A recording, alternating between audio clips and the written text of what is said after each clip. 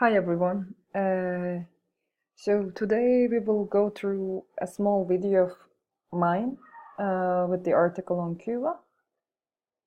And then there's a video presentation that Jennifer did, one of your friends from this course.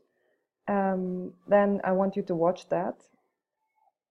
And then we will have two documentaries.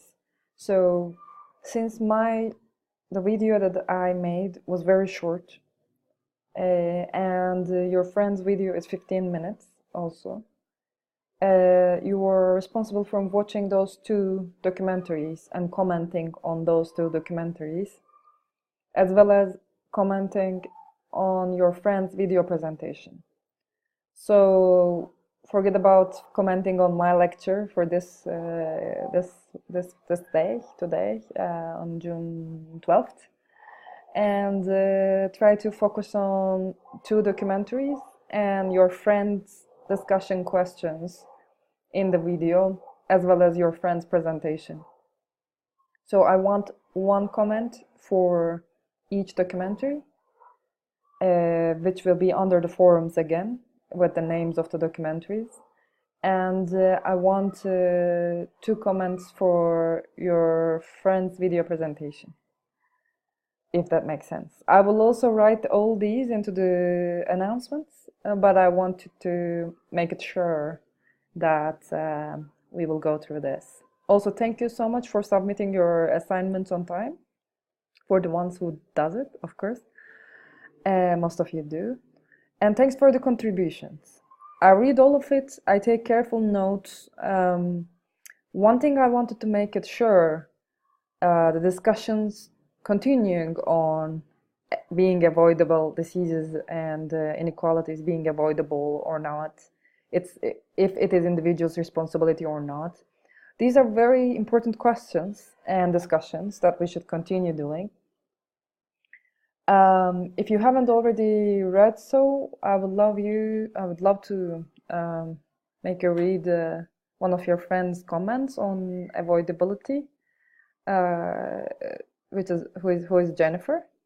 Jennifer explains it very well. And when I gave in the first lecture the Chernobyl example, I thought it's a good example because you can think that it's not individual's fault. And to be honest, we discuss avoidability and unavoidability in health according to biology or social. So if it is completely biological, which is almost always not the case, because there's always some social elements affecting your physical being, then maybe genetics can be, although even genetics is triggered by environment, genetics, like diseases coming from genetics. But the avoidability is about the structures, as Jennifer wrote on her comments in the first week. So I basically gave the Chernobyl example to show you that it's structural.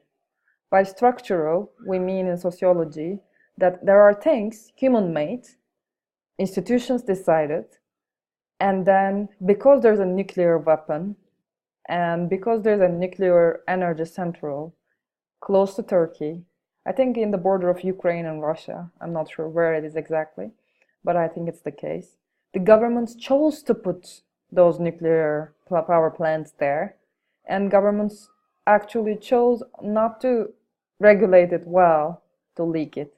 That's why it's avoidable. That cancer my grandfather had is avoidable because they could easily choose not to do any nuclear power plant around the region. There's a secondary element. The Turkish government let people drink the tea and eat the food that raised in these lands that's affected by the Chernobyl disaster.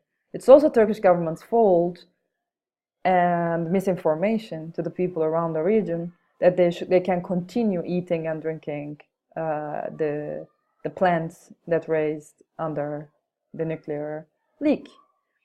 So by avoidable, we mean you can go back to the root cause and actually that's human made or institution made or organizations decide or nobody stopped it, but it was stoppable. That's what we mean. And since you get an idea of what's happening in terms of biosocial approach, that I should remind you that almost every biological fact in our body, in our environment, has also social aspect to it. That's why we are studying medical sociology, or we are studying body as a sociological element. Because if you're unemployed, or most of you wrote about student loans, which is an extremely good example, I really appreciate it, or Flint, Michigan, you are, as a student, affected by all the decisions that done out of you. You don't decide them. An organization, a company, a government, by non-regulating, sometimes the government does it also, act upon it.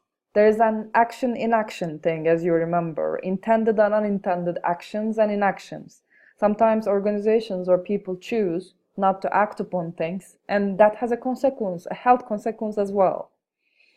We will see much better in the Global Exploitation Week, which is next week, that the work you do, and one of your friends wrote it very well actually, if you are working in a high-risk employment, there's always a health aspect to what you do as a work. Your job is part of your bodily function. If I sit here the entire day and try to understand what's going on through the computer, I might have a backbone problem very quickly and easily if this is all my job. If I work 18 hours a day in a textile factory in Bangladesh, then I might have certain diseases much more than other people. I might be prone to certain diseases. This is what we mean by avoidable. These exploitations are avoidable because it is done by organizations intendedly or unintendedly, but it's done by a group of human beings called governments, organizations, institutions, whatever you call it. And there was a way to do it otherwise. They could be choosing to make their employees work not 18 hours, but in a humane condition. They chose not to. That's what we mean by avoidable. These conversations are very important, and I really enjoy reading it, and it continued for like almost the third, fourth commentary post. So I wanted to make it clear for you.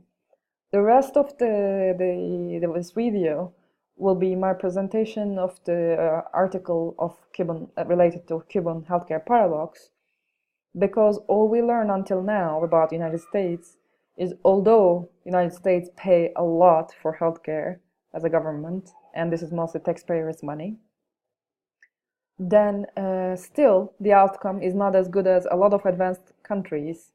And you can see it is not even as good as a developing country called Cuba. Cuba is quite an outlier in many ways because of their preventive and primary healthcare focus.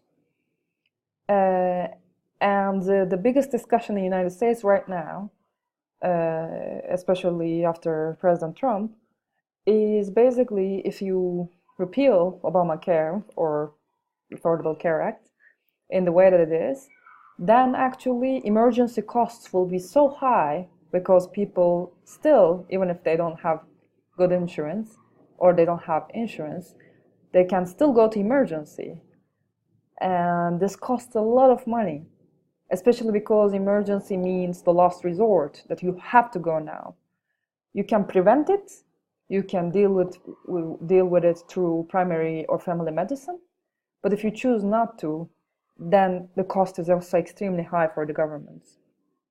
And if you watch the single-payer system and then some other options we will see, that would make much more sense to you in terms of cost and benefit and what is the outcome for patients and human beings in general. The documentaries we will watch, one of them is Sicko, and I put you the Amazon.com link. Unfortunately, there's a small fee to pay, but if you can find the documentary anywhere else in the university or in, I don't know, in torrent or something, you can watch it for free as well. Since it's for educational purposes, it should be fine. The other documentary about community doctors is about American students who received a fellowship to study medicine for free in Cuba, in Latin American Medical School in Havana, and they explain how the medical education make them community doctors. And medical education is a really important part of medical policies, health policies. So I hope, and this documentary, please don't share with anyone because it is not out there yet.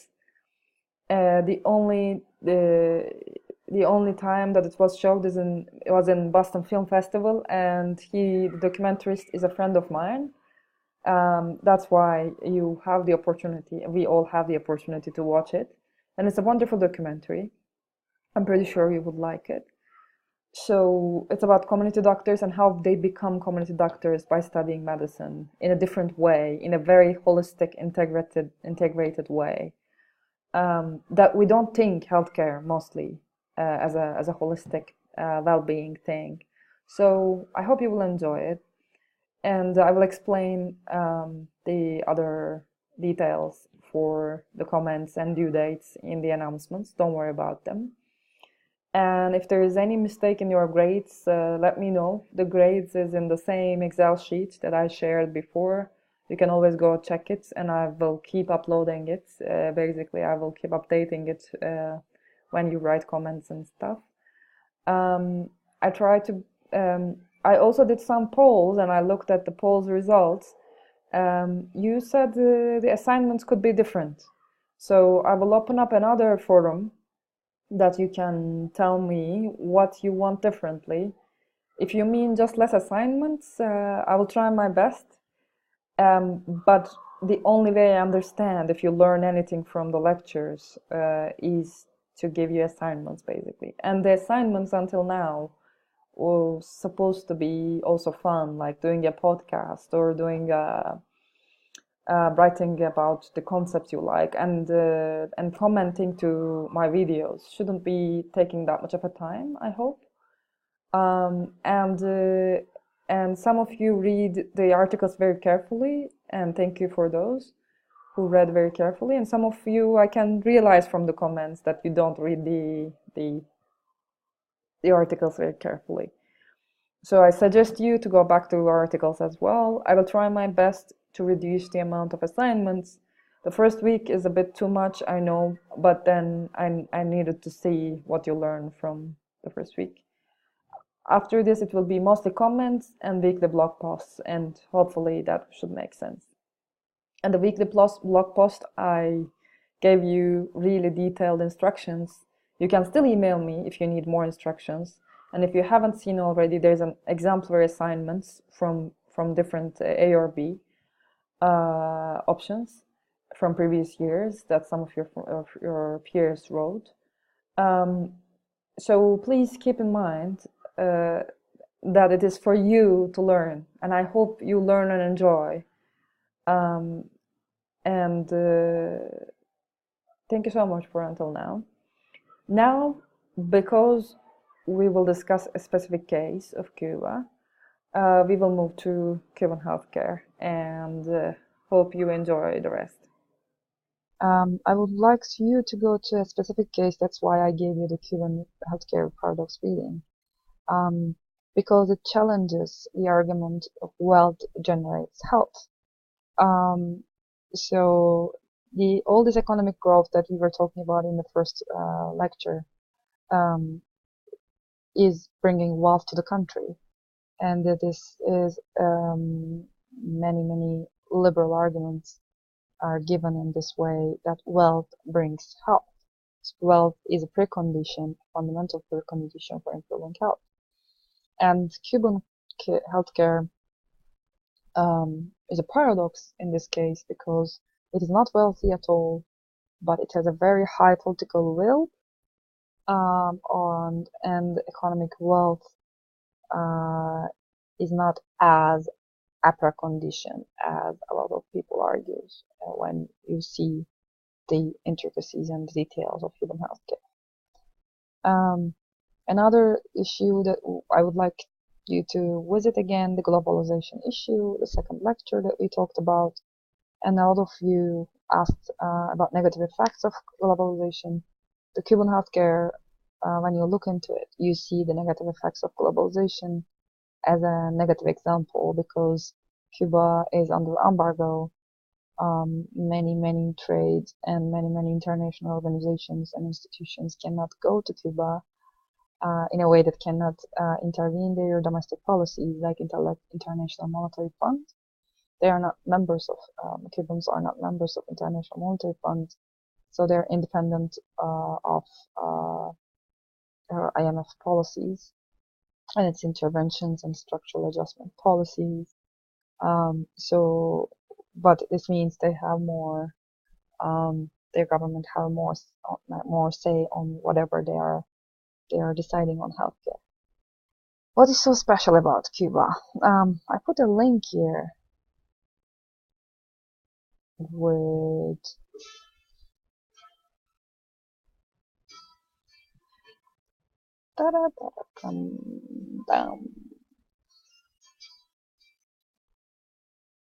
you can listen to all of the song. I just want you to wake up from the actual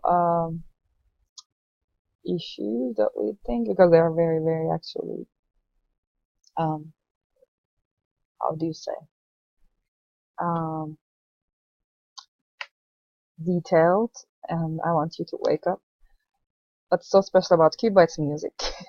If you want to listen to it, it's very cool. But also, in terms of healthcare, it's an outlier in standard health indicators. Despite embargo and lack of wealth. By embargo, we mean nothing in terms of international trade comes into the country except the Soviets, and the Soviets disappeared in the late 1980s, 1990s, early 1990s,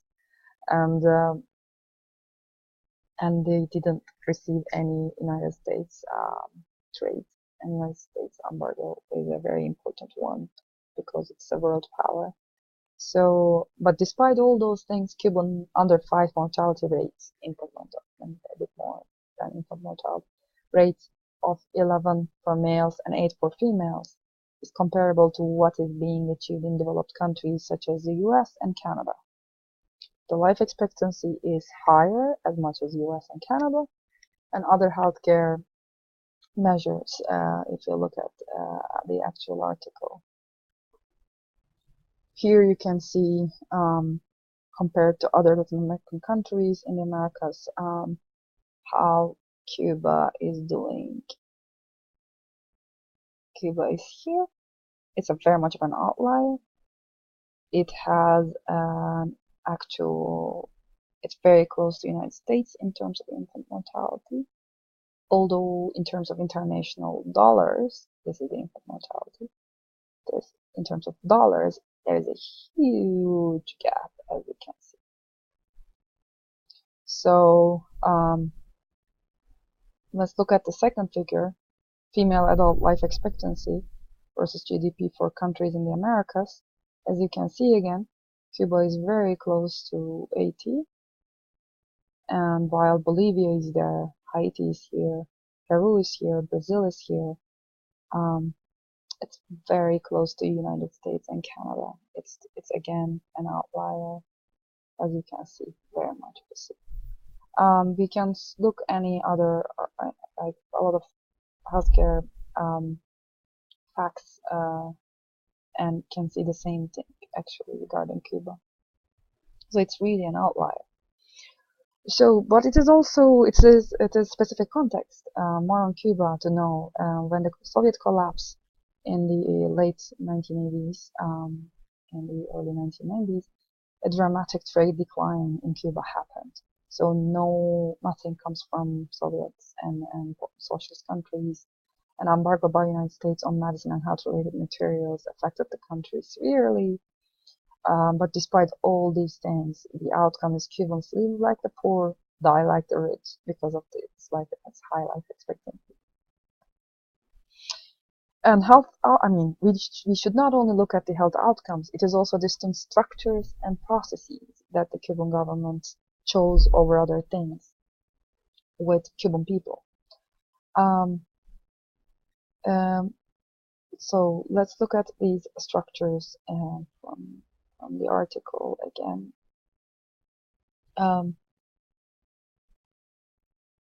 Here are also the facilities. The healthcare facilities are amazing in Cuba compared to the numbers, and the issues of inequalities. Yeah. So the health incomes, the conceptual model that the healthcare in Cuba is influenced is, first of all, they look into all the non-medical determinants which we call social determinants of health: education, housing, sanitation, clean air, nutrition, employment. They try to find solutions to all of those things and prioritize this. And then, in the meantime, simultaneously, they look at the healthcare determinants, the services as well. The accessibility, the universality, comprehensiveness, the quality, integration horizontally, primary care focus, integration cross-sectorally, so social environmental focus are there, health promotion focus, and others in terms of healthcare services. And also they go into the structural inequality and see social cohesion, minorities and how they are integrated to the society, income disparities between different groups they try to get overcome, and other social structure inequalities. This is a very holistic understanding of healthcare if you look into it. You can read the details from the article. There's a lot of detailed explanation of Cuban history, but in terms of time, we should be going on. So another thing is they have the greatest physician population ratio in the world. In one of my friends who worked in Cuba told me that 1/3 of the country is physician. So think about every one person out of 3 is a physician. It can be also because Che Guevara was and the founding fathers of the revolution were doctors and physicians. But it's a very, very educated plan due to increasing educational literacy in the country and make a lot of people educated. Very recently, it's more than 97% of the people who were educated at least secondary school. And other healthcare workers to assist, and they also assist countries in Africa, Asia, and Latin America. It wasn't only around the Soviet times, it is also still going on. They are still fighting against Ebola in West Africa. If you want to see the details, you can read the news on their fights against Ebola in West Africa. Also, Cuban government sent a lot of medical professionals and physicians and healthcare workers when Katrina happened in the United States, as a matter of solidarity with the people who suffered in New Orleans. So it is not as hostile as you think between Cuba and the United States, I think. Another issue is the World Bank and IMF's assumptions on health outcomes that couldn't go into Cuba. The World Health Association, as we said before, the economic growth is the most fundamental prerequisite for alleviating poverty and improving health, as an argument in the back of their mind, World Bank and IMF experts. And they say increase trade, and this will increase the economic growth, and this will lead to better health incomes. But the question is it empirically true, and where it worked and where it didn't work, to see contextually dependent. And the critiques over World Bank and IMF experts, they said that the decrease in public expenditure, all this like increased trade and let the market solve the problem for healthcare. This means decreasing in public expenditure, and increase in income disparities. So actually, it may lead to more health inequalities, according to some people. Also, the rules of contemporary globalization are being crafted to protect and enhance the wealth of already rich nations at the expense of the rest of the world, according to this critique. One of the examples is Japan. They economically grow a lot in the last 2 decades after the World War II, and 1960s and 80s. They increased dramatically, and this increased the health status of people in Japan, which is true. But also, this doesn't show that in every case the economic growth can bring increase in healthcare status of people. The studies show that the more income inequalities a society has, the worse health status people have. So the gap between the poor and the rich goes bigger and bigger and wider and wider. This means actually it will make the health status of people less and worse healthcare. One of the study by Evans and Stoddard showed that most plausible explanation of this data is the relationship between income and health, or between income inequality and health, depends very much on the social and cultural environment in which income differences are experienced. So we should always keep the social and cultural environment in mind when it comes to income differences and how they're affected. They also mentioned social capital as one of the important aspects of health status. It means having personal access to networks and social support. By networks and social support, we mean literally like how many friends do you have, how many family members will be reliable when it comes to your healthcare issues, how many people will help you out to find a job, how many people will help you out to find a hospital and take you to the hospital, how many people will give you good housing. These kind of issues that your social networks can help you out. And this is a very cultural and social issue in different contexts. I want you to think of how can social capital affect health status of people, and write under the comments of this video lecture.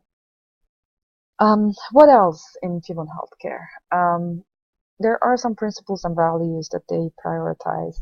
There are 3 of them that they keep popping up in healthcare issues in Cuba. One of them is universality, so healthcare for all, regardless of income, class, race, ethnicity, gender, sexual orientation, and many other differences. The other one is equitable access, so decentralized hospitalization and neighborhoods, local neighborhoods. They have actual clinics. Everyone can go first, and then they will go to a specific hospital in the city if they can't solve the problem there. And the government control over healthcare, so there's no privatization of healthcare, it's all public. As you can see in the figure 3, and I don't want to go again because we are lacking time. And what can we conclude from Cuba, the margin of globalization?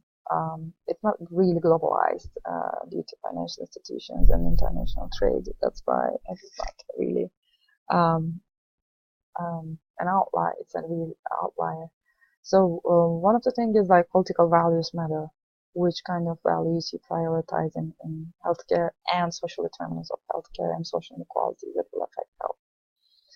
The other one is a more holistic approach towards health, improving social determinants of health. If you remember the figure, the 3 different dimensions, the structural, the income, they call it equality issues, structural issues, processes, and the healthcare issues are different, like 3 pillars of healthcare as a holistic approach. Decreasing other social inequalities structurally and improving processes and opening the processes to everyone in terms of decision making can bring more equitable access to healthcare and better health status of people and well-being of people.